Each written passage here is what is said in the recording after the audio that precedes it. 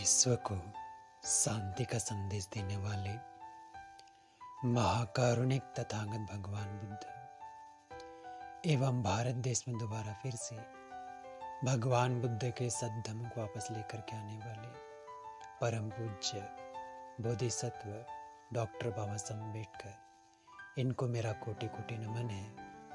आप सभी श्रद्धावंत उपासक उपासिका को मेरा मैत्रीपूर्ण जय भी।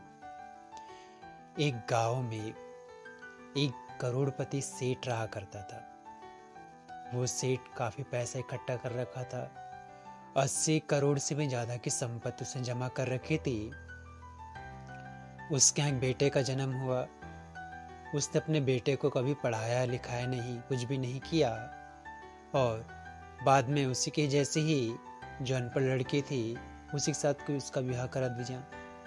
कुछ समय के बाद में सेठ की मृत्यु हो गई। अब उसका जो बेटा था उसको शराब पीने की बुरी आदत लग गई। वो शराब पी करके, जुआ खेल करके और दूसरे गलत कर्मों को करके अपने पैसों को नष्ट कर दिया। पूरा पैसा खर्च कर दिया। शराब की लत के कारण उसने अपने घर को, पूरे करोड़ों की संपत्ति को नष्ट कर दिया, और नष्ट करने के बाद में पूरा जमीन घर सब कुछ बेच दिया और भिखारियों की तरह अपने जीवन का निर्वाह करने लगा। तो एक बार जब भगवान बुद्ध उस गांव में आए तो सेठ के बेटे को देखते हैं कि भिखारी तरह से घूम रहा है, जीवन निर्वाह कर रहा है करके।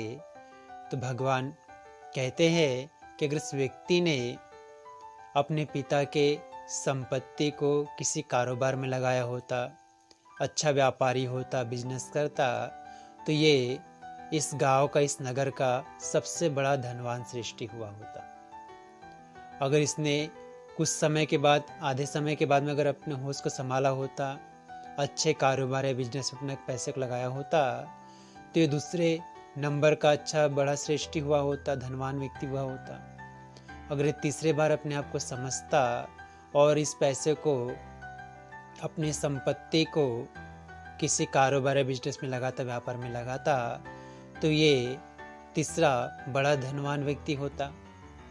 मगर इसने अपने जीवन में सिर्फ और सिर्फ वेस्ट करने का ही काम किया, खर्च करने का ही काम किया, इसलिए आज इसकी ये दुर्गति हो गई है।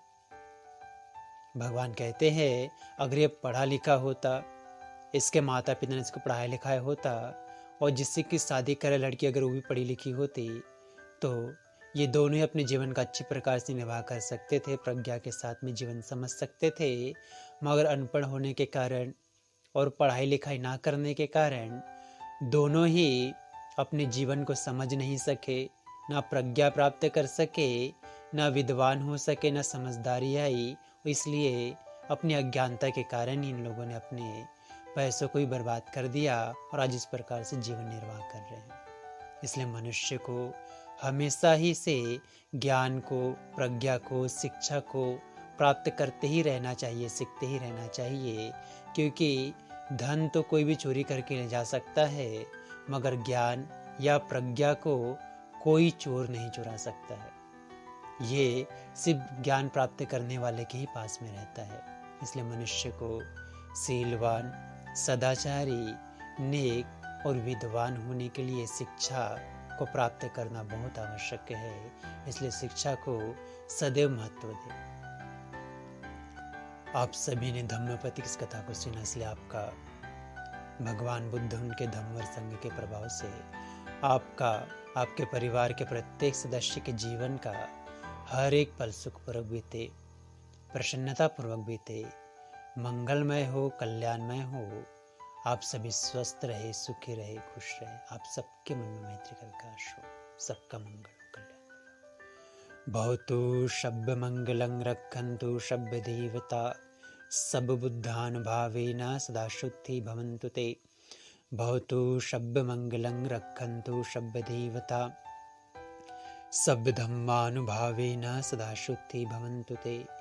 भवतु शब्द मंगलं रक्षन्तु शब्द देवता सब धम्मानुभावेन सदा शुद्धि भवन्तु ते।